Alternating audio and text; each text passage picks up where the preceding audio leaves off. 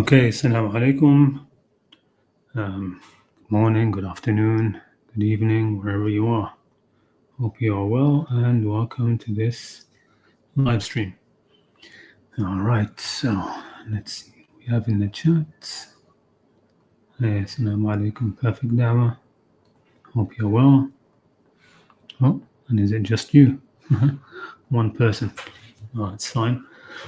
I think most people listen to these later anyway. And this is probably a topic which not many people might seem very interested in. And there's a few things I want to mention towards the end, which might, I think are pretty interesting.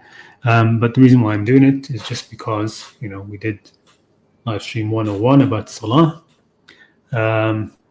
Last one, 102, was just a question and answer day. And so I thought, it'd be good to do about Wudu this time and throw in something about the Sunnah in this, with regards to Wudu as well. Assalamu alaikum. 11. Hope you're well. Alaikum assalam. Mahbub. Alaikum assalam. Good to see you. All right, let me get that presentation underway. I thought it would be quick, but it's actually won't be that quick. Okay, let's go through it and speak about this issue. So, of course, the title, the Sunnah of Wudu, the Sunnah of Wudu. And of course, in the Quran, the word Wudu is not used. It's called Ghusl, right? So we have the main verse which stipulates it, which is the ritual washing before the ritual Salah, before prayer.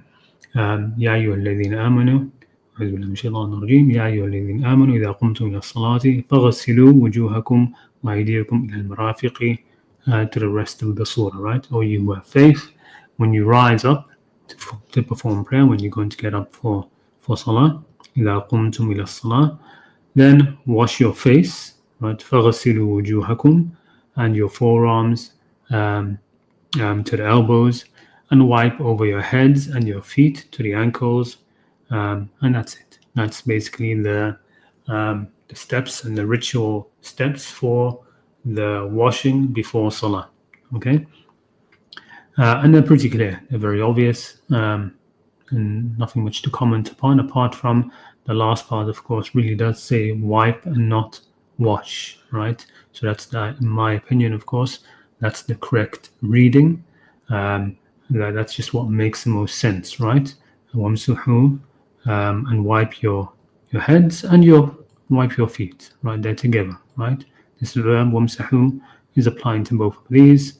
In the qira'ah of Hafs, it has a fatha here, which is supposed to be taken back to the wash, right? Back to the previous verse. So you should actually wash them. Okay, but that, you wouldn't know that from just looking at the plain text, and it seems the most obvious. And there are other reasons why it is the correct one. We can get into that later. So that's that. Then the rest of the verse goes into the dry wudu, right? So, excuse me, if you're in the state of janaba, then purify yourselves, right? So it's basically saying that janaba is once you've had sex or ejaculated or these things. Then it says then purifies. فَطَّهَّرُوا. So that means have a full wash, full body wash, of course, right? And then it says, and if you are ill or upon a journey, or one of you has come from the wilderness, you've gone to the toilet, which tells us that this is one of the things which breaks this state of ritual purity, going to the toilet. أَوْ لَامَسْتُمُ النِّسَاءَ, or you've touched women, as in sexual intercourse with women doesn't mean just touch, and you don't find water, then you can do tayammum, right? So فَتَيَمَّمُوا صَعِيدًا طَيِّبًا, right?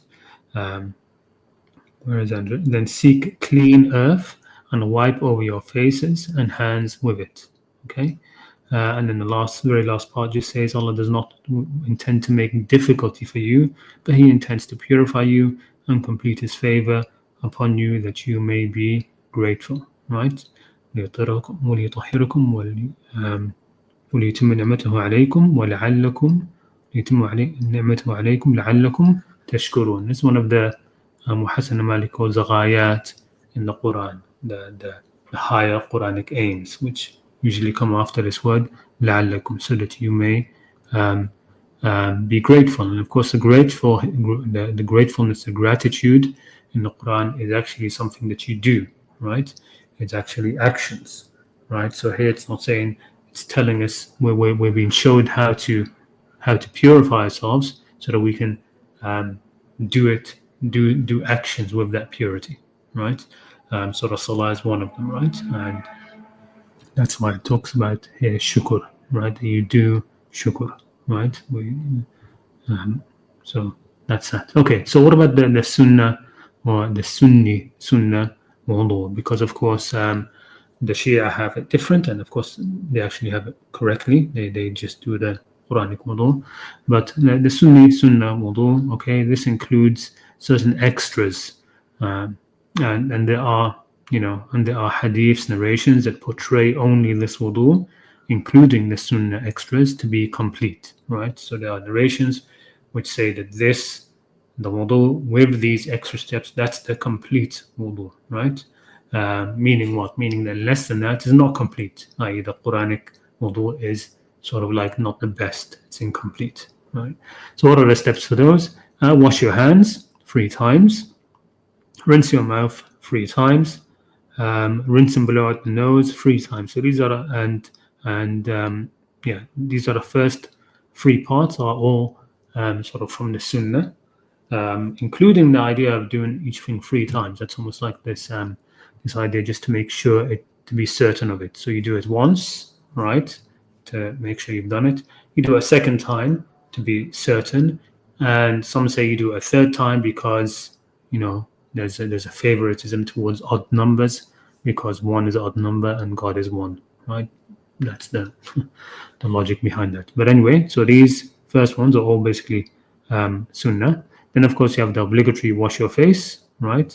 And the sunnah of doing it 3 times, right? So that doing it 3 times is a sunnah, but to wash your face is obligatory. I'm talking here about the Sunni version of wudu, right? Hands and forearms up to the elbows, that's obligatory, that's in the Quran, and to do it 3 times is sunnah. Wipe the head, that's obligatory, again it's in the Quran, and the ear specifically is a sunnah, right? Just to make sure you do that almost separately, right? It's just mentioned like that. Wash the feet is of course obligatory, and doing it 3 times is a sunnah. Okay, so that's what we have for the Sunni sunnah wudu. Okay, so where did this come from? A history note about this. Where does this full Sunni wudu actually come from in Sunni Islam? It actually comes from the 3rd Caliph Uthman. Okay, he was the one who pushed for it and basically narrated it. So you have all of the narrations, basically most of them, which go back to from that Sunni Islam relies upon for the Sunnah version of the wudu, the complete wudu. They go back to Uthman, that he was one who did it, right? And there was a lot of things. Early Islam, there are certain things that you start to see. This is one of the earliest splits, and then they're sort of forgotten, even though academics have now written about it. But the Uthmaniyya, sort of like the sect of Uthman. So now of course, there's sort of the sect of the Sahaba in general, which is really the sect of sort of Abu Bakr and Umar, right? That's the main what Sunnism comes from. And of course, you have the sect of the Shia of Ali, and sort of a little bit forgotten in our traditional discourse is the Uthmaniyya, sort of the sect of Uthman. Those people who are sort of like very much on the Uthman side, and you saw that early on a little bit. For example, Muawiyah tried to co-opt sort of like the way of Uthman and to promote his side more. He would speak to people like Ibn Abbas and say to them, whose millah are you upon? Are you upon the millah of Ali or the millah of Uthman? And Ibn Abbas, not falling for these tricks of his, would say, I'm on the millah of Muhammad, right? But you had this sort of clash. But anyway, the point is that was one of the things. The wudu is actually one of those indicators of this split, right? between sort of like the earlier split between the Uthmaniyya and sort of the rest of the Sahaba and Ali in particular. Because of course, that's what happened. People forget that the ones who revolted against Uthman were the rest of the Sahaba, right? It wasn't, some rebels or some nobodies, right? It was all of Medina, pretty much, that revolted against Uthman. So you had the camp of Uthman, and you had the camp of the rest of the Sahaba, right? And who looked towards Ali mostly. And then after Uthman was killed, sort of like Muawiyah came and sort of co-opted the side of Uthman to a large extent, and then you had that push. Anyway, so conversely, it must be noted that there are narrations that indicate others opposed him in this, right? So there are narrations of the other Sahaba which indicate that. So, for example, Uthman himself would say, I don't know what these narrations are coming to me from, or these hadith that you people are talking about. I saw the Messenger of Allah do wudu, and this is how he did wudu, right? So that indicates, of course, Uthman, who is he speaking to? He's speaking to the rest of the Sahaba at large, right? So those narrations show a bit of tension between Uthman and the rest of the Sahaba with regards to wudu, right? And especially, and in particular, Ali ibn Abi Talib would who would do the Qur'anic wudu only, and he would then say, this is the wudu of one who has not innovated, right? So he's sort of indicating here that the wudu of Uthman, these adding these extra things, that's an innovation, right? And so he would say that he would do the Quranic wudu and say, this is the wudu of a person of one who has not innovated. And other times he would do it and say, whoever does more than this is doing excess. And other occasions, somebody would come to him and say, show me the wudu of the Messenger of Allah. And he would call for water and demonstrate it by doing only the Quranic wudu, what's mentioned in the Quran, and then saying, thus was the wudu of your Prophet, right?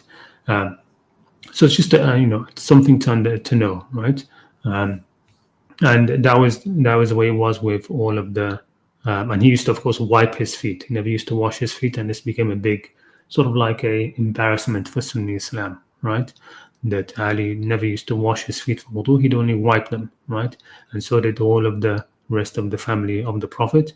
And that's why I think it's very clear, again, from the text itself, but also from understanding history, that the correct wudu is just to wipe the feet, right? But we'll talk about that in a minute again.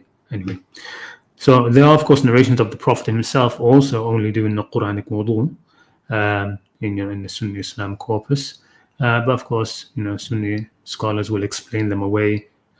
Usually with explanations like, he was on a journey and there wasn't that much water, so he only did that. These kind of explanations. Okay. So with regards to this, I'm gonna talk here about having a sort of a balanced stance on this issue. Okay. Is there actually anything wrong with the Sunnah wudu? No. Okay.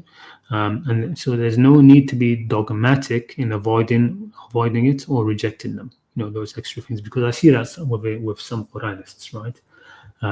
They like take pride in avoiding, washing your hands first or rinsing your mouth. They take pride in that, right? Almost in a dogmatic way of avoiding them. Okay, but I think it is just much simpler to understand what they are. They are really nothing more than just good hygiene practices which you might need or want to do before wudu or salah. Okay, they're nothing more. Okay, so what obviously happened was people, maybe Uthman, saw the Prophet doing them sometimes, like on occasion here and there, and then turned them into a religious practice, like a sunnah. That this is the way he always did it. Just as how they did with him going to the toilet or anything else. These sort of things were all made into put into this bracket of so-called sunnah, which of course the word sunnah in the Quran is something completely different. Okay, but let's take a look at them more closely, all right, and see that they are really just hygienic practices. And they're good to do, right? So the first one is wash your hands. Okay, so when you do wudu, you're going to be using your hands, right? You're going to be using your hands to wash your face, the Quranic wudu, the main wudu, you're going to be using your hands to wash your face, your hands, the rest of it. Okay, wipe your head. And since you're going to be using your hands for wudu, before you actually start the actual ritual of wudu, why not make sure your hands are actually clean, right? You're going to be using those hands, rubbing them on your face, right? So it makes sense to wash them first, if even if they don't seem very dirty, right? You're going to be putting them on your face, so wash your hands, okay? And of course, if they are dirty, then of course wash your hands before you start wudu, okay? Next one, rinsing the mouth. Again, you are going to pray, right? Possibly in a group of people, with others. So rinse your mouth, right? Freshen up your breath, especially if you've eaten prior and haven't washed your mouth since. So, sometimes we go on our food and we eat, right? And we don't get a chance to rinse our mouths or anything like that, right? You eat a sandwich on your way, doing this or that or the other. Okay, so when now it's time to pray, okay, just rinse out your mouth. If there's any bits of food stuck in there, if your mouth, if your breath stinks a little bit, rinse your mouth, freshen up a little bit, especially if you're going to be praying alongside others, okay? And this is, of course, makes it even more important that you wash your hands, right? The first step, you wash your hands. If you're going to rinse your mouth, then of course, wash your hands before you use your hands, get water and rinse your mouth with it, okay? Rinse and blow out the nose, the interior of the nose. Again, just good hygiene practice to blow out your nose and get rid of any excess mucus or snot, before you pray, okay? That's all it is, just good hygiene. Okay, what about the wiping of the ears? Well, the ears are either going to be part of your face or your head, one or the other, right? They're not like in a no man's zone, so to speak. Okay, if the former, then you need to wipe them too, just like you wipe the head, right? And if the latter, then you should wash your ears, right? So most would say they are part of the former, and so you'd wipe them, right? So it seems that was the case. If we take these narrations to actually go back to the Prophet, that he would, wipe his ears because they were part of the head, and the Quran says, "Wipe your head." Okay, simple as that. And washing your feet, and so washing, by necessity includes wiping anyway, right? So whenever you wash your feet, you're wiping them. Okay, it's not an issue there. Okay, but why would you wash your feet? You do it if they're dirty, right? If you wash. If your feet are dirty or dusty or muddy, remember these were people who were, Medina, a lot of them were farmers, right? They'd go out and work in the fields. Poor people, you'd have your sandals walking around in the dusty, desert and stuff like that. But whatever the case may be, right? If your feet are dirty or muddy or, anything like that, then you should wash them first, right? Especially if, now we pray on prayer mats or things like this, if you're going to go into a mosque or barefooted, wash your feet. Okay. If you spend the whole day with your feet in smelly socks and your shoes that stink, right? Then again, it will be great to just wash your feet and not just wipe them before you go in to pray. Okay.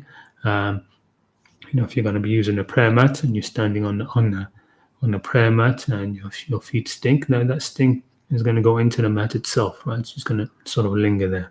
Right, so wash your feet, right? But if you're at home all day, in flip flops, right, and you've had a shower in the morning, your feet are clean, right? There's no need to wash them. You can just wipe them, okay? So that's all it comes down to, right? Just good hygiene practices. That's all those sunnah elements of wudu are, right? And then they're of course enshrined religiously as quote unquote sunnahs, for which there's some sort of special reward or that they make the wudu complete. No, they're just good hygiene, right? So don't be dogmatic about sunnah, either for or against. A lot of the time I see these kind of things, right, where people are in the Quranic community, at least they're sort of just being reactionary against things which are narrated as sunnah, right? Some of which are perfectly fine, perfectly good things to do. Okay, so when you see it that way, then it is clear that these are just common sense hygiene practices that the Prophet likely did occasionally as needed. Okay, if he had not done them, they'd still be good to do. And him having done them doesn't make you now doing them in imitation better or worth more. right? Just, let's pretend for a second that the Prophet never did them, right? You doing them now is still going to be a good thing, right? And the Prophet having done them in the past doesn't mean that now you doing them is even better thing because he did. No, they're just hygienic practices. There's nothing intrinsic that makes them intrinsically better to do or more worthwhile in the sight of God to do because the Prophet did them. Okay, and similarly, it doesn't make them worse if the Prophet didn't do them. Okay, they're just good things to do. Cleanliness is cleanliness, right? It is still a good thing. And you've got that saying, cleanliness is next to godliness, right? Okay, so there's no need to rail or rave against the Sunnah or sectarian wudu, right? Calling it un-Quranic or saying it is, shirk to do or any of this stuff, right? I mean, in my view, it's just silly, right? The only issue is insisting its elements are, only insisting its elements are Quranic is wrong, right? So, or insisting that they are obligatory is wrong, that you must do them to make the wudu perfect or whatever. And, and that has come into Sunni Islam a lot, right? And that has come in where, if you were to do the Quranic wudu alone, maybe there are people who would not pray behind you, right? Because they think that you have not done wudu properly, right? So that's an issue, definitely, right? But I'm talking about within our sort of like quote unquote our own Quran space, right? It shouldn't be an issue doing them or not doing them. You should do them just for hygienic purposes as needed. Okay, so that's what I'd say about that. Now, an example of that, I just want to give an example to illustrate this further. If the Prophet had a prayer rug, right? So imagine the Prophet had a prayer rug or prayer mat. Okay, so some of you might not know this, but there is actually a correct way to fold the prayer rug or prayer mat, right? And that is to, number one, right, you fold it so that the top part, the part that you're going to be standing and praying on, is folded on the inside, okay, and thus protected and kept clean. That's the first thing. The second thing is to fold it along the longest vertical, right? So I'll show you some images in a minute where you fold it along the longest vertical, right? The other way is wrong. Okay, why is it wrong? Because it has the place where you stand with your feet, okay? If you fold it across the middle, then that place where you're standing, where your feet are, and your feet are rubbing on it, right? Then if you fold it across the middle, that same spot is going to be pressed up against this place where you will put your face and your nose in prostration, okay?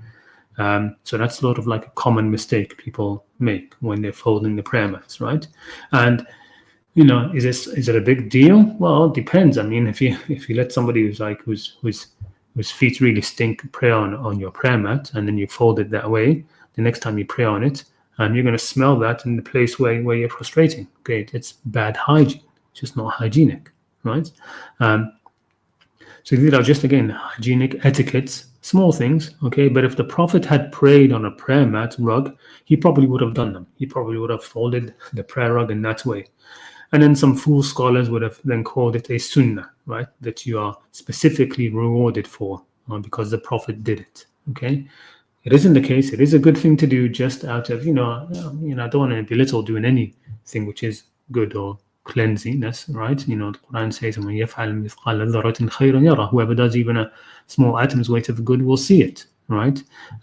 So yes, I mean, folding, if you know how, if quote unquote knowledge comes to you, even though this is like sort of like pittance of knowledge, but if this sort of thing comes to you and you start doing this regularly because wanting cleanliness, that's a good thing, right? God loves those who are pure and those who seek purity. Okay, that's all it is. And you could say that about the Sunnah wudu, right? That about those verses that God says He loves those who seek purity and He loves the pure, right? So good hygienic practices are going to be things which God loves, and of course it means most of it will mean internal spiritual purity. But of course, one of the first steps of that can be to outwardly be pure as well. It's a good thing, of course, right? So like this, for example, this would be wrong. Why? Because the outer part where you pray, okay, that is going to be out, facing out. So it will collect dust. germs, whatever, right? Folding it the inward is better, like this, right? Even though this is wrong as well, but inwardly like this is better, right? Because the inward part you're going to be, it's going to be protected. Now you see here, that's where you're going to stand.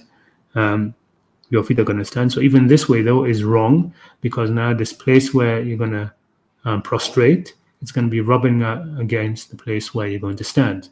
So there's also not the best way to do it. The best way to fold the prayer mat is like this, right? You fold it along the longest vertical this way, right? So the feet, the place where you're going to be standing, are touching, the feet, the foot. Each footprint will be on top of the other footprint, and the place of prostration is going to be, kept sort of like much more clean, right? Rather than it against the feet, right? So again, I'm trying to just give this as an example, right? If the Prophet had prayed with prayer mats, and maybe he did, right? He would have, he had folded the prayer mat this way, right? That doesn't make it a sunnah, right? It's not a sunnah. It's just good hygienic practice, right? It's just something which is nice to do. Okay. Lastly, I just want to mention something about the verse of wudu itself. When was it revealed? This is a question which needs some thought about it, because it's in a surah which was the last surah to be revealed. Okay, but does that mean that verse was revealed, in the last year of the Prophet's life as well? Because intuitively that doesn't make much sense, right? You would say then that did the Muslims go for all of the Meccan and Medinan period without a verse for wudu, right? So what were they doing? If the verse of wudu is in the surah, the last surah to be revealed, then how were the Muslims making wudu all of the previous years, the whole time in Mecca and the whole time in Medina? Now, of course, you can say, the chronology of how the surahs were revealed is, you don't have to accept it, even though there's internal evidence that Surah 5 was the last surah to be revealed. And you can also say that, as from the traditional reports, the different verses were sometimes revealed at different times. So you could have this verse revealed like right in the beginning, at the same time as verses about salah, about praying, that tell you should pray. And so, of course, we need to know how to do wudu for that, right? So that was revealed then. And then the rest of the surah was revealed at the end of the Prophet's life. Okay, that'll be a huge gap. We're talking then about, over 20 years difference, right? But, you could say that as well, right? Or was this verse just revealed, like I said, so was this world revealed early on, or at the end of the Prophet's life? That seems to be the only two options that I can see, right? What would be most logical? It was revealed early on, right? But it's in a surah which is the last surah to be revealed. So that sort of needs some thought. I need to give that some investigation, right? What I've written here, again, I don't have an answer for this, but what I've written here is, if we say it was revealed with the rest of Surah 5 in the Prophet's final year, then we only have the generic commands for purifying ourselves, and the earlier verse for Tayammun as well, for the dry ablutions, right? Which is still in a Medina surah. It's still in a Medina surah, and which still shows that wudu is to be done with water, right? So in this case, you have this verse, which is in Surah 4, and that's obviously a Medina surah, again from the internal evidence of the surah itself. And this verse says, يا أيها الذين آمنوا لا تقربوا الصلاة وأنتم سكارى حتى تعلموا ما تقولون, right? So it's the one about not approaching prayer while you are intoxicated. So you have faith, do not approach prayer while you are intoxicated, until you know what you are saying, nor in a state of janaba, of sexual impurity, except those who are passing through a place, right? Until you have washed your whole body, right? And if you are ill or on a journey, or one of you comes from the place of relieving themselves, or have contacted women and find no water, so this is again showing us that at this point, whenever this verse was revealed, the practice was to use water to clean yourself, to do a wudu, right? And this is before the verse of wudu, maybe, right? It said, then seek clean earth and wipe over your faces and your hands with it. So it's the same idea, right? God is ever pardoning, forgiving, right? But again, this is not one of the earliest verses revealed. It's revealed in Medina. So if we say that the verse of wudu was revealed at the end of the Prophet's life, this is the only really indication before that we have of wudu, right? Other than that, we just have generic verses about purifying yourself. Okay. If it was only revealed later, and there were no specific divinely revealed steps for wudu up to that point, then what? Okay, well, what would we say? Also, note the ending of the verse. Perhaps there's a reason there. So the ending of the verse of wudu says, فَإِن لَمْ تَجِدُوا مَاءً فَتَيَمَّمُوا, right? And if you do not find water, then seek clean earth and wipe your faces and your hands with it. It says, Allah does not intend to make difficulty for you, but He intends to purify you and complete His favor upon you, that you may be grateful. Right? So this part, مَا يُرِيدُ اللَّهُ لِيَجْعَلَ عَلَيْكُمْ مِنْ حَرَجٍ وَلَكِنْ يُرِيدُ لِيُطَهِّرَكُمْ. Now, of course, this refers primarily to the concession to do dry wudu, right? That's why, to make things easy, Allah doesn't want any difficulty. If you don't find water, you can do tayammum, the dry ablutions. But could this also be sort of an indication that providing the steps for wudu late also eases a difficulty in some way? Okay, some difficulty was avoided for the earlier community in leaving it open, that you can, just like salat, right? Salat in the Quran, there's no specific way to do it, and early on maybe there was no specific way that the community of Muslims around the Prophet needed to do wudu, right? And that, of course, is easier than being given steps. Though, and I wrote this here as well, though in truth, there's really nothing difficult about the Quranic wudu, right? Or even the Sunni one, right? There's nothing difficult really there at all. So, maybe that reasoning falls flat, but I just thought I'd share that. But that is an interesting thing to think about. If the wudu verse was revealed last, and it's especially for Quranists, right? I mean, the Sunnis, you have a way out of that, which is that the Prophet taught wudu, right? And Muslim Ummah followed him in that, right? But barring that, from the Quranist sort of like pure Quran alone point of view, you'd have to say either that the whole of surah, because also many Quranists say that the surahs were revealed in one go, right? That they weren't revealed different verses revealed at different times. You'd have to say that if you take that position as well, you'd have to say that the whole of Surah 5 was among the first surahs to be revealed. Okay, and I don't think that's a easy argument to make, just looking at its context, right, and everything inside it. It doesn't seem that it could work, right? And there are other things in that surah which raise the same eyebrow, right? I mean, we have in it as well, I think the verse about the punishment for thieves is in there, right? One of the last surah to be revealed. Okay, so what was done with thieves before then? Okay, so again, I mean, I would personally think that the surah, I generally do believe that different verses were revealed at different times. I don't think that a whole surah, every surah was revealed all together. Some were, like for example, Surah An-Nur, I think that was all revealed in one go. The beginning says, Suratun Anzalnaha, a surah which we have sent down. So the whole surah was sent down. Whereas others, often it's just talking about verses or ayat being sent down, right? So I'm of the opinion that surahs were revealed, many surahs were revealed in piecemeal.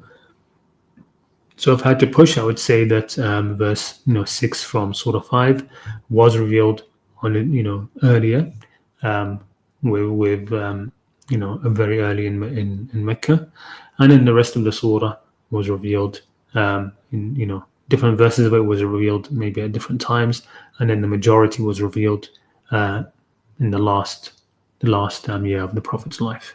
Okay, so that's all I have here. Let me take this back to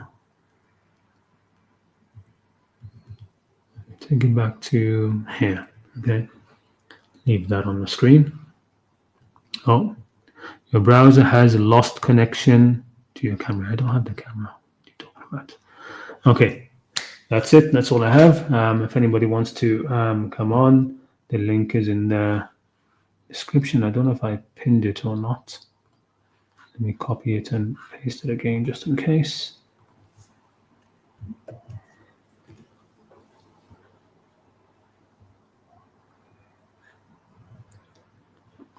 Let me check the chats. Assalamu alaikum, Adriana. Good to see you. I wanted to know about the issue of ghusl after janaba. What does the verse actually say? Ghusl after janaba. You're talking about the same verse here? The verse of wudu? We're talking about...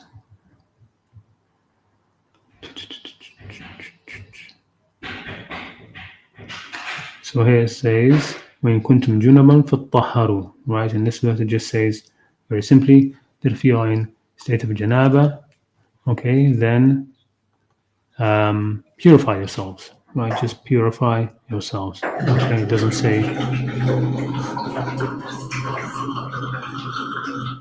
Sorry, just somebody getting water.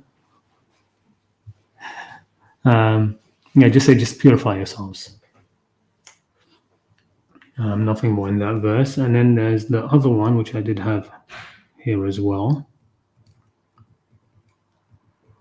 This one, okay. Again, just say junuban aw habiri sabil hatta taghtasilu, until you wash, right? So your full body ghusl, and this is why sectarian or traditional Muslims will say, we'll call it a ghusl, right? They're just washing your whole body from janaba. You just do a ghusl, right? So you wash your whole self, okay? It doesn't say the whole body, it doesn't say any of that, but the implication is pretty clear, I think. Assalamu alaikum, Red 100. Shias also do the Quranic wudu only. That's a good part on them. It is indeed, and that's it's a good. I don't want to knock it down. That it's a good. It's not a good thing, but Shia, to be honest, if they thought their imams did it a different way, they would do it that other way. Okay, and the base mentality is no different from the Sunnis. The base mentality is no different from the Sunnis. If it was the opposite way around, if it was Ali who had, had these extra parts for wudu, right, and the Sunnis didn't, the Shia would be doing those extra parts for wudu, right? The mentality is the same, unfortunately. I have a question. What are the bones from if in hell? If the bodies of those living in hell will be recomposed over and over again? I don't know. I have no idea. I think you mean the skins, right? You're talking about the verse which talks about how those in hell, their skins, every time their skins are used up, then we will give them new skins. Oh, I've got somebody backstage. Let me bring them on.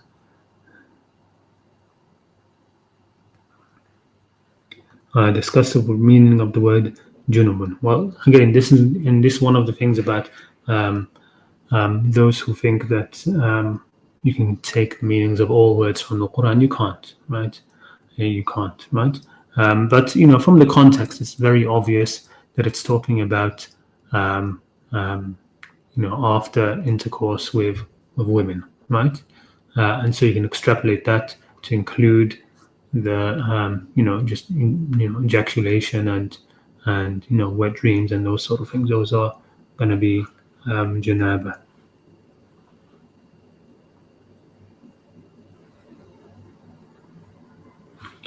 Are you going to discuss reasons for breaking the wudu again? So that's in this, I think, in the same verse here that it mentions. If you come from the wilderness, the place of relieving yourselves, right? So that tells you that going to the toilet, relieving yourself, that's gonna break wudu, right? And farting, you can say falls under that just because in the end that is um, um, gas exiting you, right, in the same way of the other way.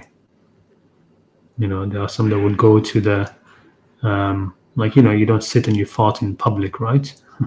If you can, you go to the toilet to let off all that gas. It's a similar sort of thing, so that's why it can be included in that as well, right? When you come back from relieving yourself, right? I'm going to bring on Ayaz. Assalamu alaikum. Walaikum salam, brother. Yeah, I was asking you questions in the comments. Yeah.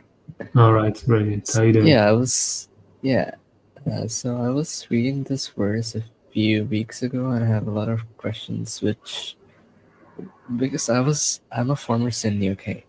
Yeah. So I have a lot of ideas, like if you do wudu now, you can pray with the wudu as long as you don't break it. Like, you don't do the stuff that break it. But I think the other verse states, like, whenever we rise for prayer, we should do wudu, right? Like, regardless of whether we've broken. I mean, it doesn't, it doesn't necessarily say that, right? I mean, if you did that, for example, let's say you pray a 2 rak'at salah, right? Yeah. You finish, you do assalamu alaikum, assalamu alaikum. Do you go and do wudu for that again before you do the next 2 rak'at? No, right?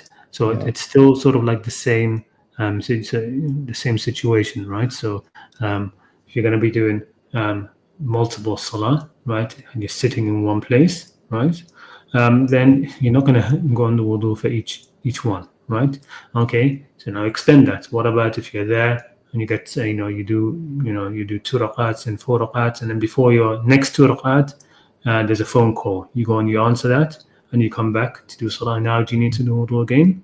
Probably not, No, right? like, that's for like doing like the rakas you do together. But let's say you do wudu before asr. Okay, you pray asr for rakat, and then 1 hour later it's time for maghrib. So Yeah, will you I do hear the you. wudu again? Yeah, that's what I'm saying. So, where is the cutoff point? Where is the cutoff point?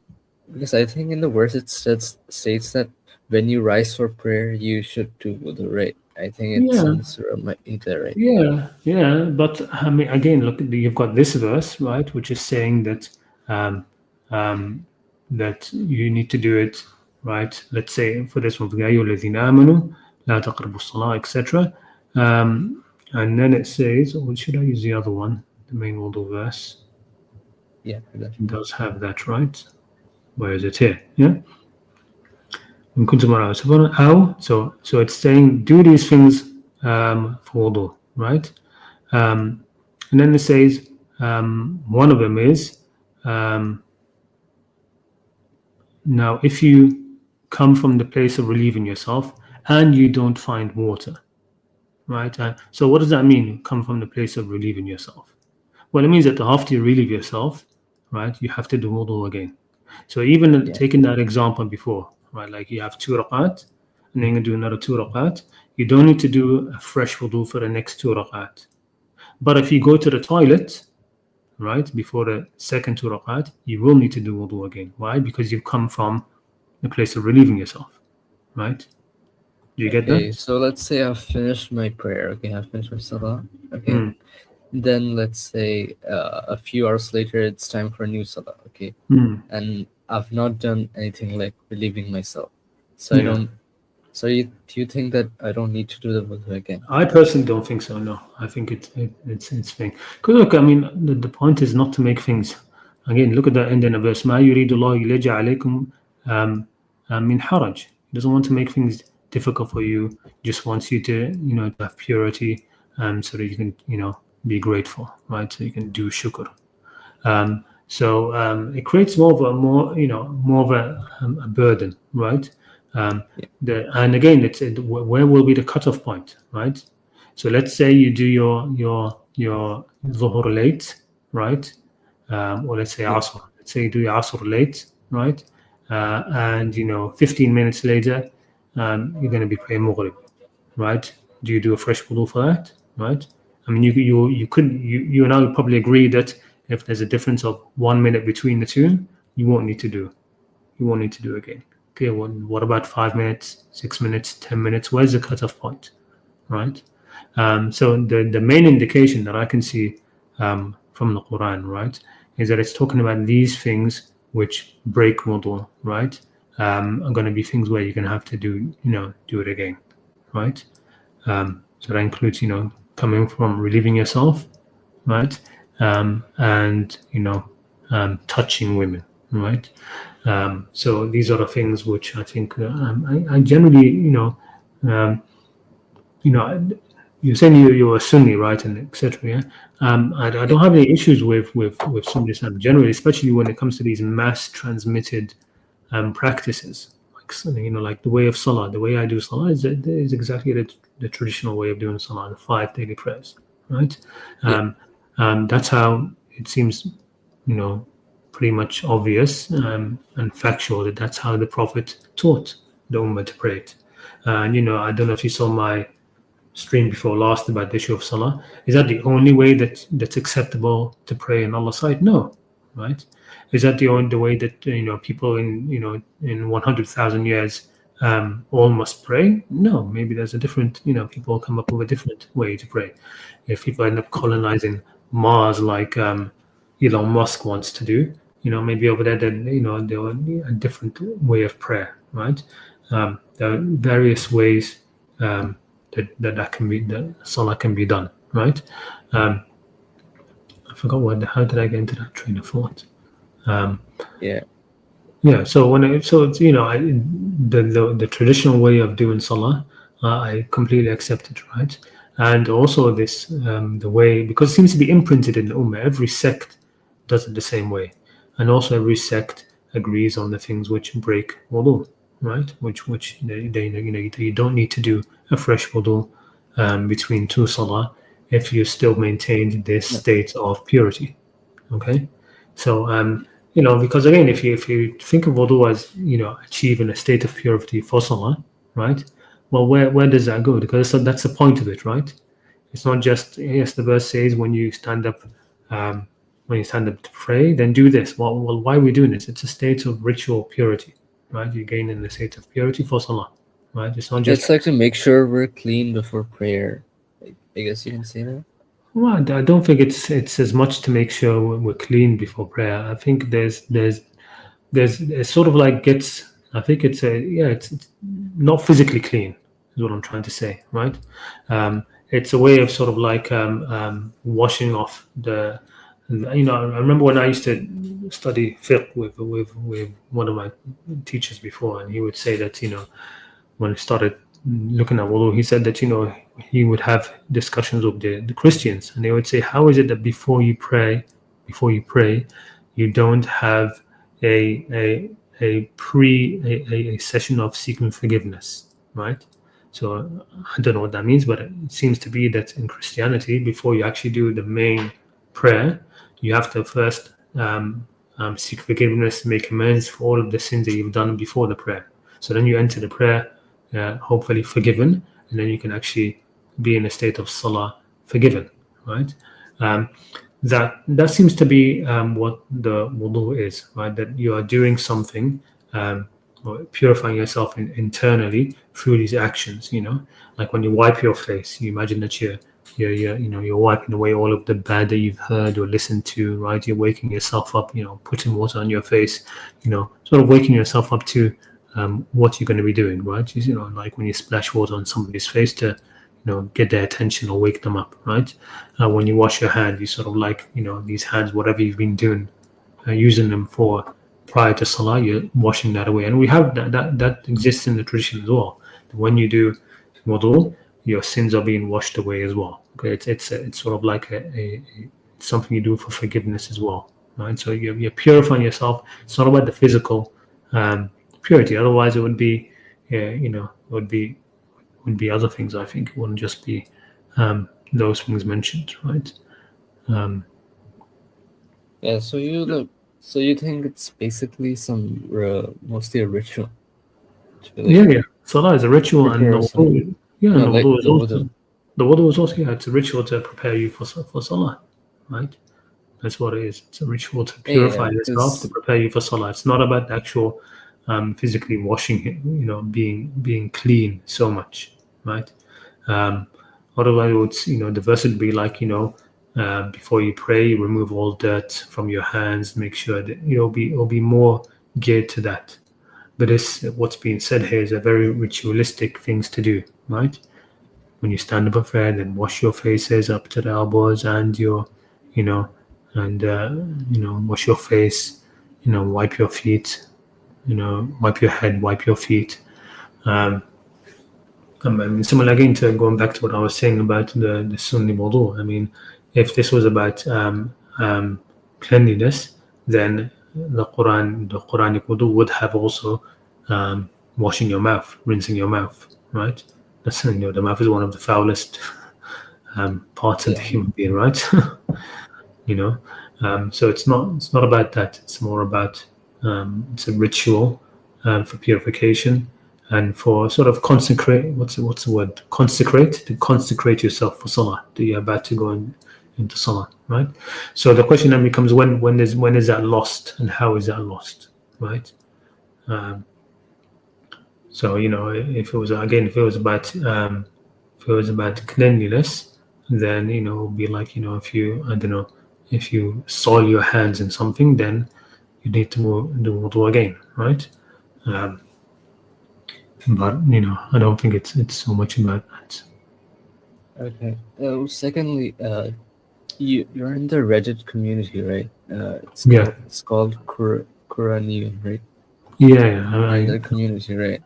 Yeah, Yeah. that's right. So I'm not sure if you've seen it, but there was a few discussions on what the tayammum, you know what that is? Hmm. Yeah, what that actually means. Yeah, I So haven't I haven't seen yeah, them. so some people were saying that in the verse it says that we should actually, when we don't have water, instead of what we should just wipe our hands, like hands up to the elbow and our face as something symbolic, and just go to a clean place and pray, Yeah, yeah, yeah. because So apparently that's the soil has a lot of bacteria and stuff which might harm us too. Have you yeah. seen that post? I haven't seen that post, but I mean the verse says "Sa'idan tayyiban," right? So it's talking about. I don't know why it says soil, right? Sa'id is more like rock, right? So it's not going to be as filthy as soil. But again, that just emphasizes that it's a ritual thing. It's not about cleanliness, is it? Right? Again, so in the same vein, Yeah, if the for ex- wudu was about cleanliness, you wouldn't be told to wipe on I don't know dust, dusty rocks or stuff like that. But um, you know, rocks can be very very pure, right? They don't have to be filthy, right?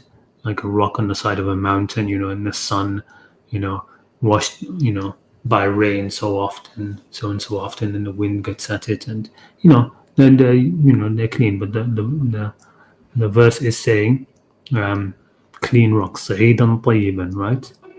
Right. So you just wipe with it, and فامسحوا بوجوهكم وأيديكم منه, right? Wipe your hands and your face with it, and then that's it, right? yeah. Yeah. If you want, I gave the link in the private chat. If you want, you can Yeah, check it sure, out. sure. It's wait, it's number 3. So number 3, in the post they have three sections. So number 3 states a traditional misunderstanding of tayammum. So I think they bring up a few dictionaries and stuff, and also like use a few other verses to prove that it might mean something else. I think you should just check it out. It's Yeah, a I'll loose have a look. interpretation, but I'll have a look. I'll have a look. Yes. I mean, there's a lot. I mean, I remember that people are still finding their sort of like their legs in the sort of the Quranic space, and it's a very grassroots thing where there's a lot of people, that come up with different interpretations. And what I've become wary of is there are some people that just assume the traditional. They seem to be going and looking for alternative interpretations or ideas to what's traditional. That they seem to, start off on the assumption that all the traditional things are wrong, and so we need to find the right way, right? The way to pray, whatever the traditional way to pray is, it's wrong. We need to find the correct way to pray. Whatever the yeah, traditional yeah, way is to I've wudu, seen we a need to few find, people too. Yeah, so you there's a have that. So huge group of people who say that the yeah, traditional ways of fabrication or whatever. yeah, they do. So I don't really get drawn into that much. To me, it seems very clear what tayammum is. The idea is that if you don't have water, right? So I mean, I don't understand what's the alternative then. Do these people say if they're saying this is not um, that it can't be that because what rocks are dirty or whatever? So okay then. So what's never mind what you think tayammum is. Leave that on the side for now. What's the alternative to if you're on a journey and you don't find water to do wudu? Because that's the whole point of this verse is solving that problem, right? That if you're on a journey or this or that and you don't have any water and you want to pray, how will you purify yourself? So I don't know. Does that post give an answer to that? Yeah, no, some he basically quotes some, I think, books, some old books, where some scholars interpret it as it means going towards some clean high ground and praying there and just wiping your hands and face symbolically without touching anything. It About touching suggests anything? something like that. I think you should read it. I think you'll get a All better right, understanding. I'll have a look. Yes.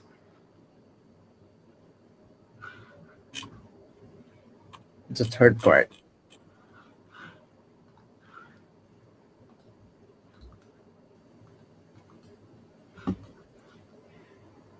The third part. You skip introduction on chronic pollution. That's not related to it. The third part states traditional Yeah, misunderstanding. traditional misunderstanding of tayammum. All traditional sects have misunderstood the term fatayammamu. This led to them to strike their hands on the sun, which is full of bacteria. To them wipe their hands and face with it. Claim that they are somehow purifying themselves.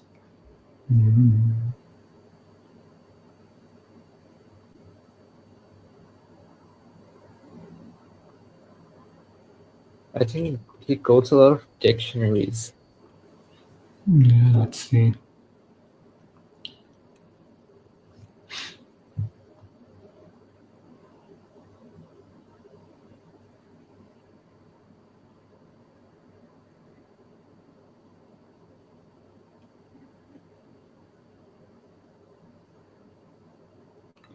Tayammum is in the plane, is from that, meaning to seek the best ground. Okay, so tayammum has become in the mouths of the common people an act of wiping with ground, to the point that they say tayammum of dust, tayammum of garment. Okay. Yeah, it revolves around the word like sa'idan. Yeah, I mean, I'll have to have a look. I'll have to have a look at it and read it carefully. Yeah, Find myself so he's not on the stream, but I'll have a look at it. I mean, you have to get around the word tayammum. You have to get around the word صغير. Okay, and for some yes, reason they are ignoring the word طيبا, because even this beginning thing they're saying that um, led them to strike their hands on soil, dust, which is full of bacteria. Well, we're talking about clean. The verse is صعيدا طيبا, right? صعيدا طيبا, right? So it doesn't have to be dirty and full of bacteria and whatnot. Everything is full of bacteria. I mean, what do you? I don't understand the issue. Your standard dining room table, right, will have more bacteria on it than a rock in the middle of, like, I don't know, a sun bleached rock in the middle of a desert or wherever. So just the premise, I think, seems very off. But I need to have a look at it. I mean, um, I don't like to look at, make a judgment on it without actually reading it properly. Yeah, so he's basically saying that God says to stay cleaner to pray, and wiping is just symbolic. That's it. I think his main point. The post. Yeah, yeah. So it says go to a high place. Yes, a high ground. Yeah, because high ground is more cleaner to pray on, to such a Well, what? I mean, to I just don't. I don't get it. I mean, the issue is not having water, right? So I mean, if high ground is more pure to pray on, why, even when there is water, why not pray on a high ground? I don't understand. So what's the difference between praying on the high ground, on the low ground, or on a lower ground, if you have I water think or you don't that's have water? I think it has to do something with being on a journey. Maybe you're traveling through a desert or some rural area full You of have to go. You have to go and seek out. So I mean, this seems like haraj, right? Like again, the verse is saying God does not want to make difficulty for you, right? So it's obviously the idea of tayammum is making things easier. This yeah seems to be now making things more difficult. I have to look around for the nearest hill, climb the hill, and pray pray at the top of the yeah hill. or clean soil maybe. I So don't know. I don't know. It seems strange, but I'll read it later in my own time, and if I have any comments on that, I'll make it on the post. yeah, you can leave it on the post because Hmm. But yeah, I didn't know about this. When was this posted? 4 months ago. So that was quite a while ago. Yeah, that was posted quite a while ago. But yeah, I missed that. I mean, I don't check every post that comes on. Some people tag me on some every once in a while, and I'll check in every once in a while, but I don't see every post that crosses my way. Let me see the comments. I have yeah somebody else backstage. Um, yeah sure. Okay. yeah. So if there's anything else, let me know. But tell me, how did you come to sort of like try to understand the Quranic point of view or come to it? What made you sort of like Me step away from? Yeah, personally, what made you What made you step away from Sunni Islam? yeah, it was mostly like uh I got to know this person from online Discord. So Mm, he's also like, I won't say Quranist, but I'll say Quran said he does not reject the Hadith, but he's mm, similar to you. I'll mm, say he yeah. does not reject the Hadith completely, but he has a very Quran centric view. So like Mm, he over the months explained to me stuff and showed me different verses and showed me how the how the Quran has a lot of stuff we don't know, and mm, how a lot of it is contrary to main Sunni beliefs. And besides yeah. that, I also don't uh, be with the Sunnis and like some main stuff. Like for example, their hadiths are full of what fabrications and stuff, which I could not Mm, follow anymore. yeah. And Yeah. and a lot of verses like indicate that Quran should be number one. Quran is Mm, the supreme authority, but in practice, Sunnis don't do it yeah. because it has become more of a cultural stuff. Like Sunnis mostly now do cultural stuff. Yeah. It's So just like for reciting for like blessings and protection from jinn, and Ramadan we yeah, have yeah, to yeah, complete it, and playing it in the car and these sort of things. Yeah. yeah. And I also don't agree with Sunnis in history at all. Like not at all. Hmm. Like in historical stuff mostly. Yeah. Like for Yeah. I mean, it's example, issues with the caliphs and stuff around the hmm. succession. Uh, Yeah. I don't Yeah. agree with that at all. So also there's Yeah. that. Yeah. I mean, it's washed. So It's whitewashed completely, right? Yeah, the yeah. history written by the victors, A as they lot put of it. bad stuff are like what kept away from us, and the whole Yeah. narrative is filled with holes. So that's a quite big summary, quite a small summary, I'll say. I Yeah, also yeah. like watch, Interesting. yeah, I'll also watch a lot of videos of Hassan Farhan Maliki, Mm, especially on mm. your channel, and that other guy is Syriac Jamal, Ziryab. I think. Yeah, Ziryab Zamalia. He's done excellent work in keeping up. I wish I could get back to translating more of his stuff. Hopefully, Yeah, we'll do soon. yeah, But anyway, so it but was yeah, on I Discord, yes, mostly. yeah. So Mm, and I got to know this guy. He basically first referred me to your channel mm. Okay, nice. Yeah, because you had English translations of Hassan Farhan Maliki. yeah, yeah. Okay, And nice. that's why, like, I recently bought this AI translation service where I Okay, can translate videos of Hassan Farhan Maliki. It basically okay, dubs great. it using Yeah. AI, Uh, and I think I'll upload them to YouTube soon. I also send some of them to you on Twitter. You can check them Ah, out. yes, so that was you. Okay, yes. Somebody sent Yeah, me. Yes, yes. Tell me, please check the subtitles of that out. So I'll definitely do that. I just haven't had time today, but I'll do that as soon as I can. I'll probably do that tomorrow. I'm going to be yeah, it's traveling basically, in a few days too. There's a wedding you I know, have to go to, but I'll definitely try to get that done tomorrow.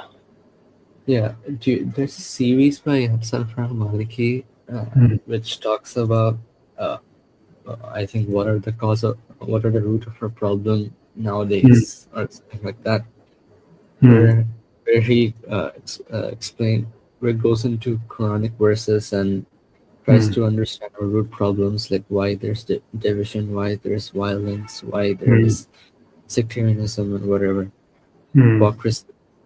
Do you know that series? Which because it's what you're saying is generic, but there's um, at first when you started speaking, I thought maybe you were talking about the um, his Sirat al-Nabi al-Akram, which is his, he's basically going through the biography of the Prophet from the Quran. And there's a lot in there which goes beyond just that. But if you've got an AI tool which can translate, that would be among the top things which I would say, use it for that. I mean, it's 4 seasons with like 28 episodes each each season or something, right? So something Right. like 100 and what is 160 or something episodes, where he's basically just going through the seerah, the biography of the Prophet, but from the Quranic point of view, right? Yeah, I posted a Showing, link in showing. the private chat. You can Sorry, check it. Yeah, I put the posted a link link. in the private chat. You put the link further. Yeah, Ayat Kashifa. Okay, yes, yes. It's Ayat Kashifa. Really good series, but yes, it's basically in that he's focusing on a few verses where he's selecting a few verses where he's saying that these verses can really shine a light on historical issues, right? So they open up certain things that will help somebody who really wants to investigate further. But yeah, yes, I know that series, Ayat Kashifa. Yeah, so like I have downloaded all the episodes and I've Mm. like basically translated all of them using the AI service. Mm. I'm thinking of uploading to YouTube. All right, brilliant, brilliant. Um, yes, excellent. Which channel are you going to be uploading on? Where is it? I'll Is it on see. I there? think yeah, I think I'll create my own channel and upload it from Uh, there. yes. Okay. When you do that, let me know. I'll definitely shout it out from this channel. Yeah, yeah. Yeah. I'll But let me have a look. I want to have a look and see how good that AI tool is, because Hassan Maliki he's not the most sort of like in Arabic, he's not the most sort of like um, how do I say, like the most fluid of speakers, right? So I want to see how the AI would deal with that, right? So he has a lot of stops and starts because a lot of the topics that the issue of sometimes knowing so much is you're not sure what to say in in a given moment, or when you're trying to explain something as Yeah, simply as possible. Like what should I say? And so he has some stops and starts sometimes until he gets going. But so I'd like to see that, because if it works out well, it'll be great. yeah, Because a day or two will take, we'll do it very quickly. So Riyab, for example, yeah, he's very good at translating. He does it quickly.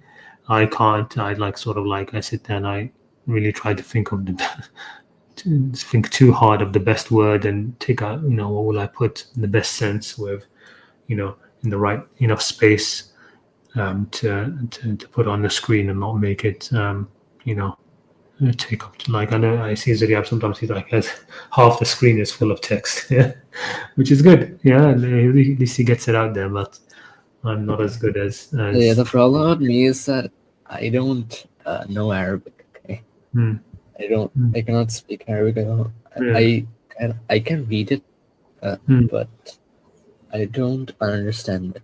I don't yeah, understand language. So that's a huge limitation I have. That's why like I got the A service, because there's yeah, a lot of videos, useful videos, which talked about important historical stuff.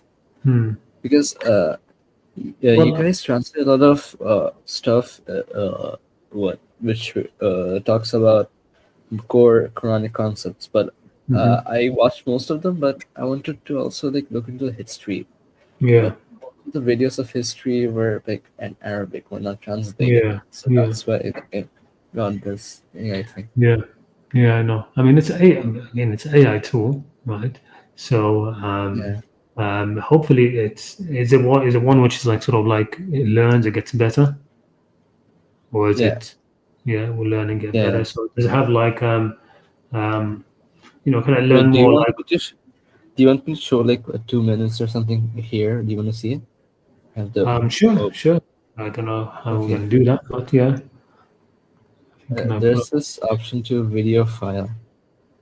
Yeah, give it a go. Okay, I'll try. Let me Where's stop my presentation. Stop sharing that so that it saves bandwidth or whatever. okay? Let's see. Okay. Uh, okay, I did it. Yeah, yeah. Okay, wait. I have to add it. Ah, the most gracious, the most There we merciful. go. Peace be upon Okay. you and God's mercy and blessings. Of course, everyone may have reached God's argument in questioning. Everyone asks, whether Shia, Sunni, atheist, or ISIS, why are we like this? What are the secrets of our current situation? The question has been raised, but the answer Remains. Hello. Yes, yes. I can hear you. Did the Can you video hear me? go away? Yeah, it went away. Is the video playing? Oh wait. No, it's not Yeah. playing anymore. Yeah. Yeah. I changed my tab. Okay. Let me Oh, wait. replay Let it. me go back. You Let me change the replay tab. it. Okay. Okay. So it does it in real Let me. time. Yeah. Wait. Let me replay it. Okay. Because I changed my tab. That's why I think it's not playing. I'll just No post problem. the. the most gracious, the most merciful, that our situation today is bad, even if they differ in determining the timeline. On the scientific level, on the mental level, on the financial level. By financial, I mean extravagance among some people and poverty among others.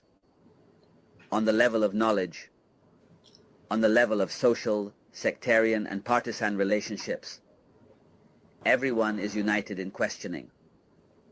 Can we find indications of this corruption in the Quran or not? Let us reflect on some verses that I have referred to in these discussions as the revealing verses. Take it slowly. Okay. Do not Seems take the good. first verse, the first. What Yeah, do you think about it? seems good. It's strange. I think even the voice is attempting to be his, right? Is Yeah. it like try to mimic the voice? Yeah, but Yeah. this translation I made is few months old, okay? But from then on, like I think the AI service improved much more, Okay. All right. because I made a translation today too. I sent one of them to you. Hmm.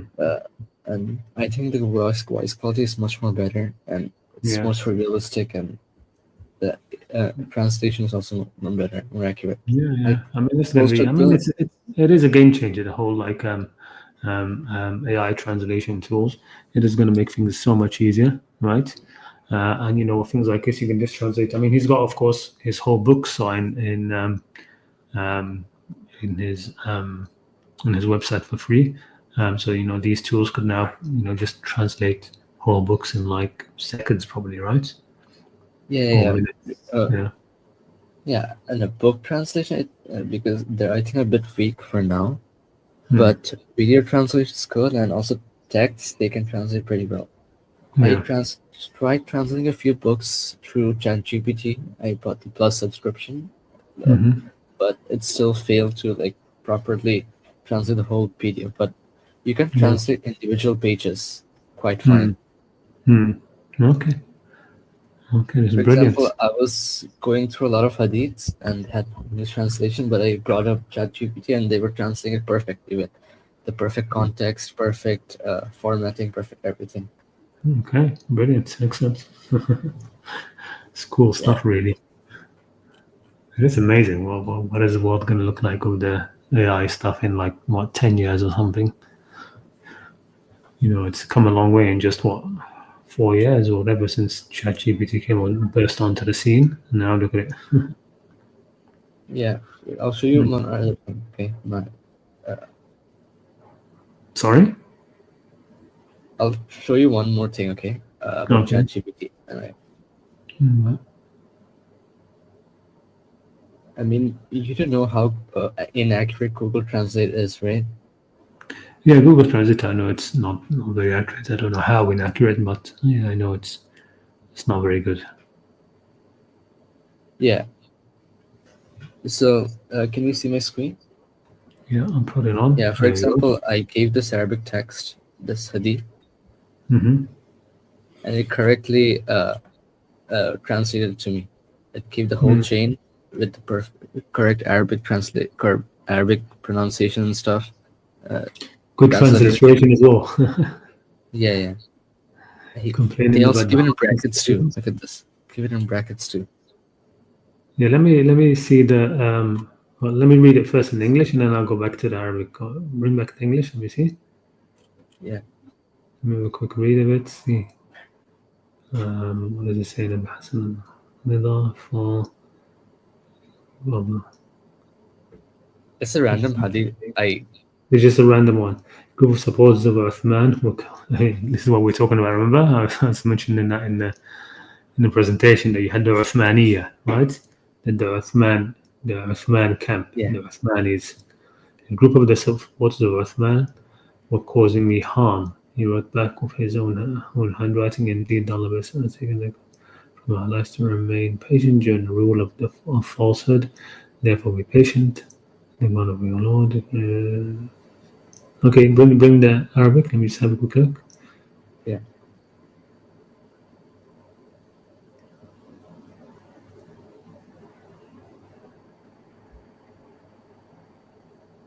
Okay, but that's not okay. I'm looking at the wrong language. I was like, what's this? The top part is in Arabic, yes. I look at Yeah. it has an Bottom part Arabic. is What language basic. is the middle one? Is that like Urdu or I think something? that's Looks like Urdu. Farsi. Farsi. Farsi. Okay. Okay, All wait. right. I don't think this is a good one. I think I was translating from a Shia Hadith book. Okay, Yeah. I'll try to get something. Oh, yeah. For example, I was also translating, pasting book pages like this, Hmm. and then it So you can put the gave me the images in. translation. Yeah, I can also put the images in, and it perfectly translates it. And there's other. Yeah, look at this. You can compare it here. Okay. Uh, sorry, not this one. Sorry, the wrong one. There's a lot of useless stuff. Uh, okay, yeah. In this one? Okay. You can just read the first 2, 3 lines, or Yeah. maybe it's just random Hisham, text. Hisham Yaruhim Tasani.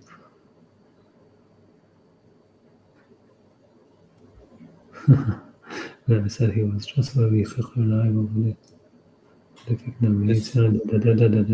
okay.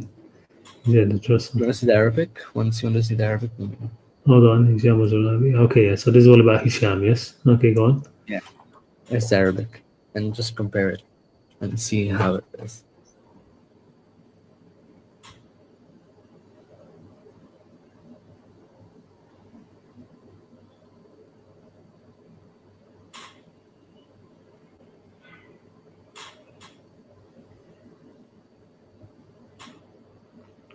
Okay. Yeah, it's good. Yeah, it's really really good, right? Yeah, yeah. Very good. A few of my friends and they said that it's quite accurate. So Yeah, yeah. That's I think excellent. we can, even though I don't like use, I don't know Arabic, Hmm.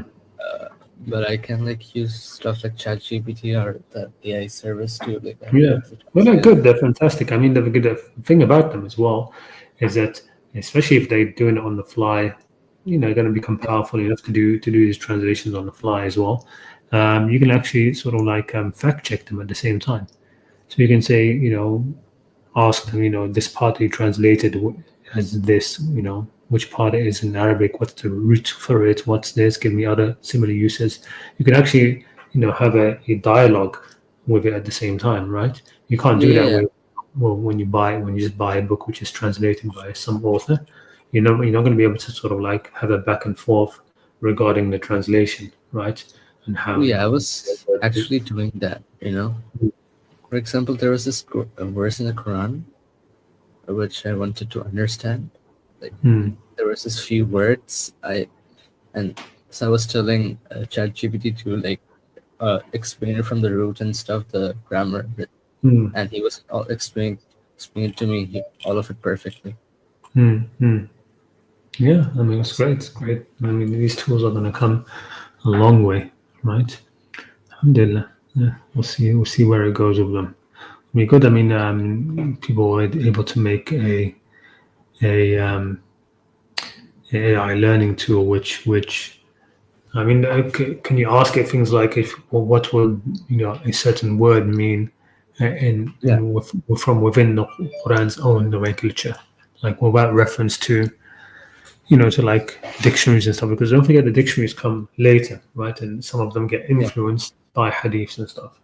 So there are some, terms. There's some, yeah. I mean, Yeah, it's not perfect. There's sometimes it gives the right answer, but sometimes it kind of uh, does not stumbles give a the right bit. answer. Yeah, it Yeah, stumbles on. yeah, I yeah. mean, No, it will not be yeah, perfect, of course, because it's not trained to but analyze the Quran. yeah, exactly. So that's what I was about to say. If there could be somebody who could program something with an AI tool that would be sort of like Yeah, but Quran that's focused possible on if Quran. if someone no, because you can like there's this feature in ChatGPT where you can like I think partners with the company or something or Mhm. contact them and use their service to like make your own service specialized for a specific task. For example, there is some services in ChatGPT that are specifically there for writing essays, writing, summarizing stuff, Mm. doing scholarly work, teaching Yeah. you maths. Like there's Mm. specific, for example, there's Translate GPT, there's Video GPT, there's Mm. Scholar GPT. So if Yeah. someone makes a specific, let's say, Quran GPT, I think we can somehow fix that problem. Yeah. Yeah. We'll see how it goes. We're Yeah, getting but left behind. I think people like me are going to be left behind, right? ChatGPT and these things are going to take over. It's not bad. yeah, We'll see how it goes. yeah, Hey, look, I've got somebody else on backstage. I want to speak to them quickly, and we'll yeah. call it a wrap I also need because to go. Okay, sorry. it's, it's 2 a.m. here. I need to also go and Yeah, sleep. yeah. All right, cool. I just hopped on to have a small conversation with you about this AI No, it's stuff. brilliant.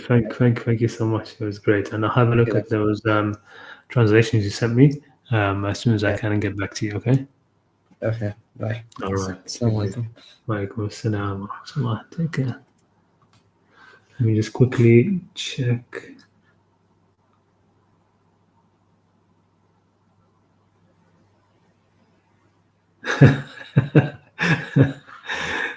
Abbas R. Huh? If you relieve from gas, then why wudu from hands, face, and feet, but not your gas exit place? Because again, look, I think it's more like a ritualistic thing, right? So it's not about actual, of course, cleanliness is important, but the wudu is more of a ritual purity. That's why, I suppose. Assalamu alaikum. Assalamu alaikum. How are you? Alhamdulillah. How are you, brother? Good, good, good. Yourself? All Yeah, good? fine. Alhamdulillah. Yes, everything is fine. Alhamdulillah. There we go. Yeah, just was going to say, I don't know, this praying itself, salat itself is very important to know why we pray. Yeah. And unfortunately, I know that majority of people don't know. They just pray because they have been told to pray, And yes, this is itself is the most important part. That why we pray towards Mecca. Why we have to recite the Al-Fatiha. That's the most important part of the prayer. Yes, I have been, of course, explaining all these things in details in my book that I presented last time. And I hope people read it and, have discussion with me about that. It's the most, for me, the most important part is the Sirat al-Mustaqim, Ihtina Sirat al-Mustaqim, in the prayer, and prostrating towards the Sirat al-Mustaqim, because all prophets came to show us, guide us out of this jungle we are living to Sirat al-Mustaqim. Sirat al-Mustaqim is a way that is pure from all kind of evil things, all bad deeds. So praying for me is mostly not worshiping God, is prostrating towards that world, that world that God, that Islam is going to guide us towards. Many times Christians on my live streams, they ask me, they say, oh, this person, Jesus appeared to him and he, saw the light, And I say always that, okay, if Jesus appeared to me and say that I'm your Lord, I say, okay, so what? What shall I do? For me, the message is important. Okay, so you are the Lord. What are you going to do about our problems on this planet? Do you have a good way out of these problems? Your message? If that's the case, then yes, I follow you. Otherwise, I would follow a politician, somebody who can solve the problems we are facing, in a country or on the planet. Because a God, the Almighty God, cannot, solve these problems, then, he's not worth of being worshipped. In reality, for me, we don't worship God because he doesn't need our worship. He wants us to obey him. We obey him. We obey his commands. And his commands are for us to have a better life. He has solved a lot of problems in the past. Like Arab Bedouins, they were burying their daughters alive. So he stopped them. That was a problem that he solved. And other religions, Christianity also solved many problems. Like in Europe, or those times, people were crucifying each other, and Christianity stopped that. So God sent us prophets to solve our problems, and praying is a tool for that world that God wants to guide us to. I believe that he's going to guide us to utopia, that when the Quran says also, finally, my righteous people will rule and inherit the planet, is that finally we will reach that beautiful world. And when the angel said that you are, creating a creature that will corrupt the land, God told them that I know something that you don't know. And that's what I believe. Despite it is very, I have said many times, despite it is very difficult to believe that we will reach that world, it is like, impossible. But I believe that because God said that we will reach that. And Islam is the miracle because not because of more fasting, more praying, more rules, don't do this, don't do that. It's because Islam is a miracle because it's going to create that impossible, that world, that world which is, if you look at it, is quite impossible, that this humanity finally live in peace and love. But that's the miracle of Islam that is going to make it possible. What do you think, Brother Khaled? Yeah, no, I definitely think that ultimately humanity is aimed towards righteousness, inshallah. Yeah, So I think, inshallah. that's, I mentioned that in my so that God's end game video, Yeah. that and you've mentioned it here as well, that the righteous shall inherit the earth. So that will happen, and it will last for long enough that this time will seem much smaller, right? That Yeah. ultimately the angels will not be right, will not be correct about the human being. Exactly. Yeah. This one I missed it before. Adriana was saying, Allah says hell is made of nas wal hijab. It's really saying that hell is made out of it has its fuel is nas wal hijab, men and stones. So I don't know if it says bones, but it says men and stones. And people sometimes interpret that stones to be the the stone idols. And my question for that would be, okay, but what about the wooden idols? They're not going to be in hell. So no, the stones here it means really the hard-hearted people whose hearts are like stones, because Quran mentions that a lot. Then your hearts became like stones or worse, right? So those are the stones who are going to be in hell. Allah is not going to resurrect, Hubal and different idols, stone or wooden idols, resurrect them and throw them into hell. Somebody asked. And what was the other one? Somebody asked, "What is the verse?" Says Adriana, "What is the verse?" Yeah, when he was talking about that thing, yes. What is the verse about the bones? So no, it's I think she means the verse which says that hell's fuel will be men and stones, not bones and stones. And there was something else here which. And this, all right, please share if it's okay to use clay of soil for prostration, which I saw in Iran, mosques in Tehran. So they do that because that's from all of the traditional reports that we know. The Prophet's mosque was just the floor of it was mostly gravel, right? So it wasn't, people were just praying on bare gravel stones over there. And so they take that as imitation of that, and they think that you're not allowed to pray on anything which is not natural. So they pray on things which are not natural, or which are natural only.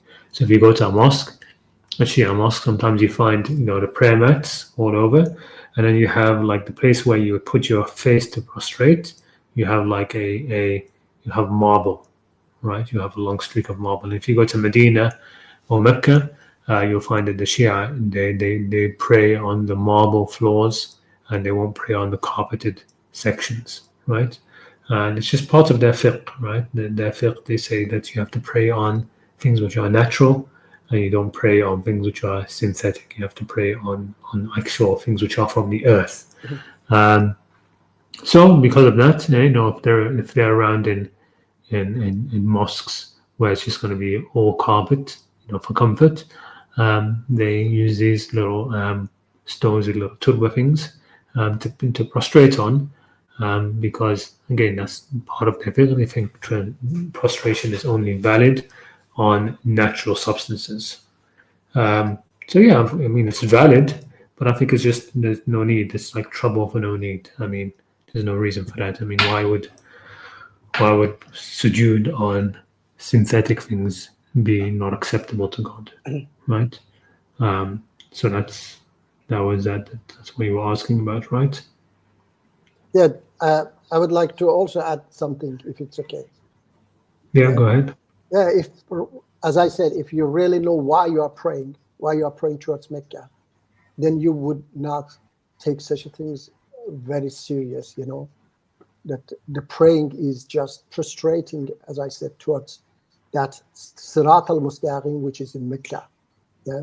So these details are not that important. The most important part is that you prostrate towards that Sirat al-Mustaqim.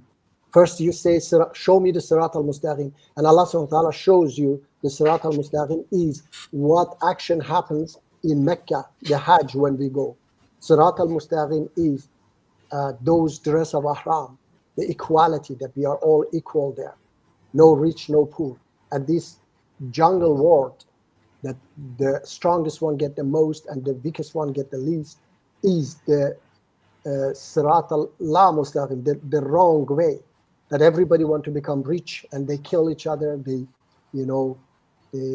abuse one another, they sell drugs, prostitution, corruption, wars, everything. All these things happens because of this jungle system, that you are stronger, you get the most, and you are weak, you get little or nothing. So Sirat al-Mustaqim is a way out of this jungle. And that's what's happening in Mecca. We dress equal. So we prostrate towards that equality. So that's the most important. That's the way that Allah subhanahu wa ta'ala has shown us 1400 years. And unfortunately, people haven't understood it. Of course, it was too early for people of the past to understand it, But today we are knowledgeable enough to understand what is the source of all problems. The source of all problems is this jungle system that allows, Assad to kill hundreds of thousands of people for that car collection, or the mullahs of Iran, or many others. They just, for gain of money, they kill millions of people. They are not psychopaths, really. They are just doing it for money, for becoming richer and richer. Those weapon cartels in USA, they create conflicts in the Middle East because they want to sell their weapons. If there is peace in the Middle East, they cannot sell their weapons. They don't even allow gun control because they lose billions of dollars a year. Brother Khaled, yeah? The gun control is also, they don't allow it because these weapon cartels, because they would lose billions of dollars. I don't know how much if they adopted that gun control. So all these problems is because of this system that allows people to become richer by selling drugs, by doing all these bad deeds. So Sirat al-Mustaqim is, so these things, small things to pray on to put your head on what is absolutely not important for me. What do you think, brother Khalid, yourself? Yeah, well, I agree with that. And how to pray. I said that in 2 streams ago. Yeah. There's more than one valid way to do salah.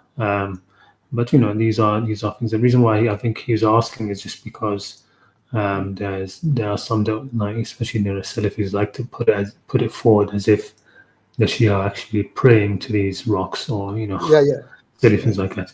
Anyway, so this was it. Phil was asking me here, Salam, do you think that the monks and the priests created the Trinity, or later people? I think it's just how the Trinity developed. You can, there are better informed people that can tell you how that happened. But the point is, in the end, it's the priests and the monks that ratify it. However, it ended up developing. Of course, it did develop in the end by the religious leaders. They're the only ones who are able to put forward these kind of dogmas.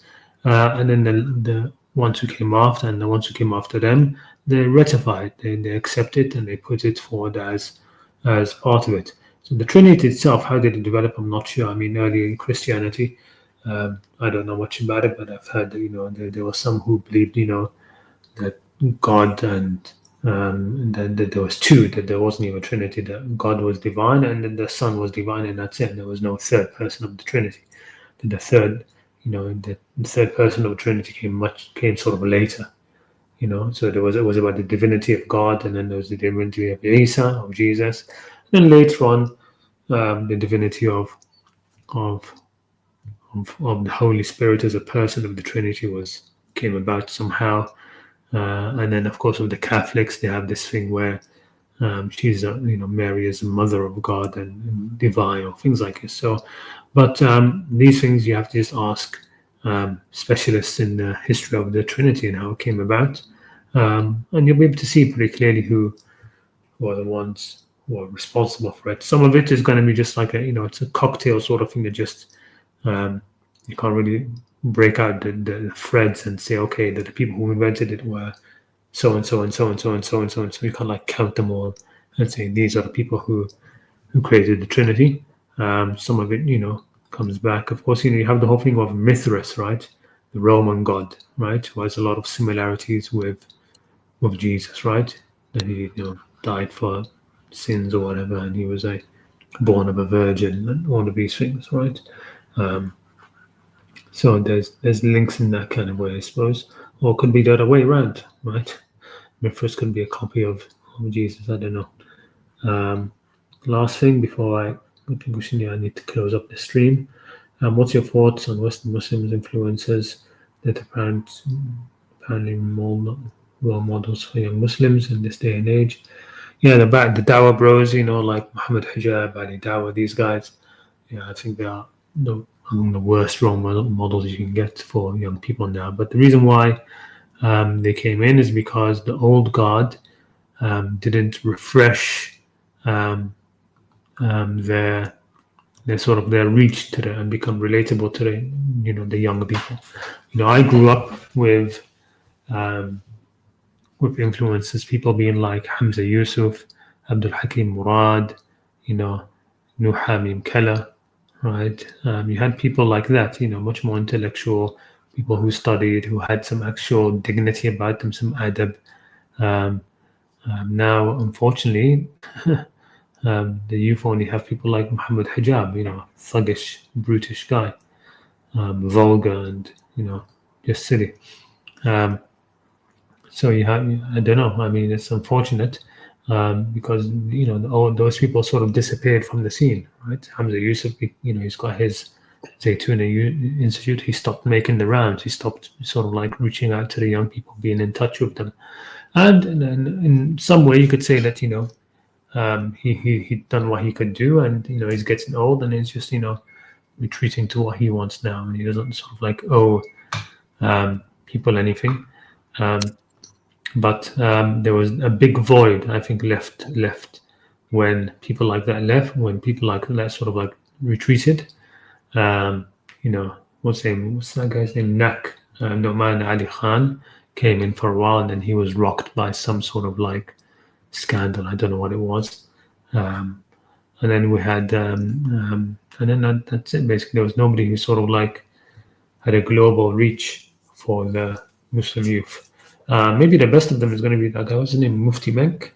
I don't know how popular he is, but he's one of the Dawah people who seems to be, some adab about him and some dignity. He's not like these little kids who are, well, they're not kids anymore. That's the problem. But they became religious as sort of like street kids and thugs, and they never changed that about them, right? They were just all Islam just became something with which to beat their chests, I think, and one up other people and these sort of things. I don't know.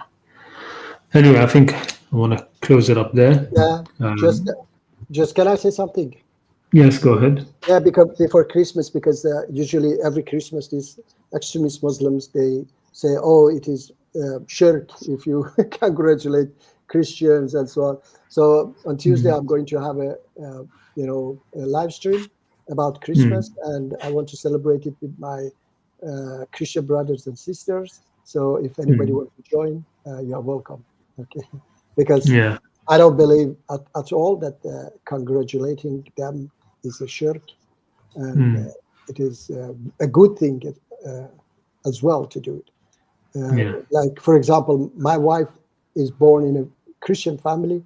She is not Christian, but her family are Christian, so I have to tell them Merry Christmas. If I don't tell them, that's very crazy, actually. You know.